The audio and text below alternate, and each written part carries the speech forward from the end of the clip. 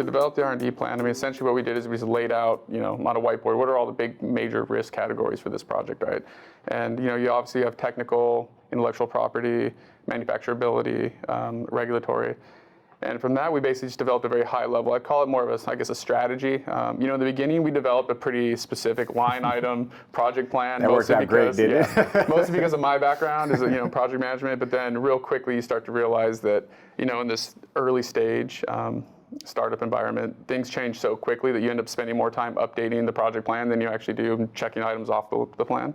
So now the way we approach it is basically we meet, we have very high level strategic conversations, and we just figure out what are the milestones we need to hit, this week or next week, and just know that we're going to be hustling to hit those, and that things are going to change as we learn, and really just kind of what are the key questions we need to answer now so that we can move forward, based on a yes or no result.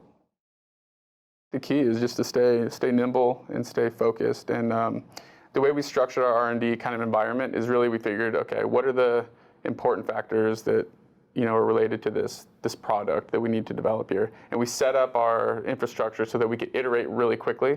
So having ways to, maybe you can't answer 100% of the question, but you can answer 80% of it really fast. So that way we could just iterate extremely quickly. And then, so that way if new things come up, you don't burn a lot of time, you don't burn a lot of resources in trying to answer a question that you could, potentially figure out for much quicker and cheaper.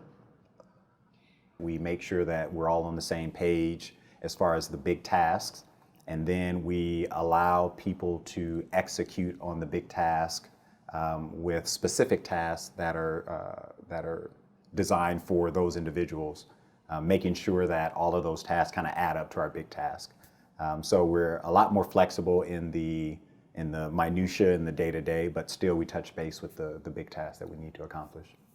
Yeah, I think usually we start the week out now on Monday morning. It's like we all get together kind of high level. All right, where are we at on the technical side? Where are we at on IP side? Where are we at just kind of on all the major buckets? And then list out the goals for the week. And we actually have on the whiteboard goals for the week. And then who's going to do them? Who's going to be responsible? Then we just execute. And like I said, we're a small company, so it's easy for us to stay in constant communication. So it's the need for like a really high level detailed Excel spreadsheet isn't really, probably not appropriate at this stage.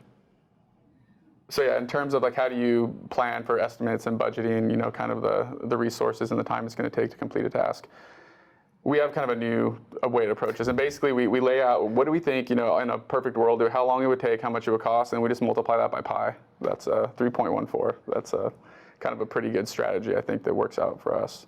I used to double it, but I think it's probably slightly larger than that. And then I cut about 20% off of it and say, can't we do it with this? Yeah. And then we meet somewhere in the middle.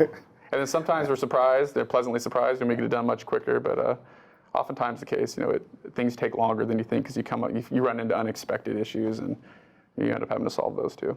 Everything takes longer and is far more expensive than you expect. Mm-hmm. Right. So I would say, first-time innovators looking to set up an R&D plan, I think the things you need to focus on is really take some time, figure out at a very high level what are the key core issues that you need to solve, and try to break them up as discreetly as possible, and then attack those and attack the ones that are the most important. And at first, you may think some issues are important, but in reality they may not be. And I guess it depends on what you're trying to achieve, whether it's funding or financing or just proving out a concept. But also setting yourself up to iterate as quickly as possible, because as a small stage company, your primary strength is speed and being able just to go and pivot and whatever the other buzzword is these days for moving fast and iterating. But figuring out what the key things are and just set yourself up so you can do that quickly. Yeah, I completely agree. Having kind of milestone-driven R&D and making sure that those milestones are value-generating milestones and hitting those milestones as quickly as you can, starting with the ones that are the cheapest and the easiest to reach.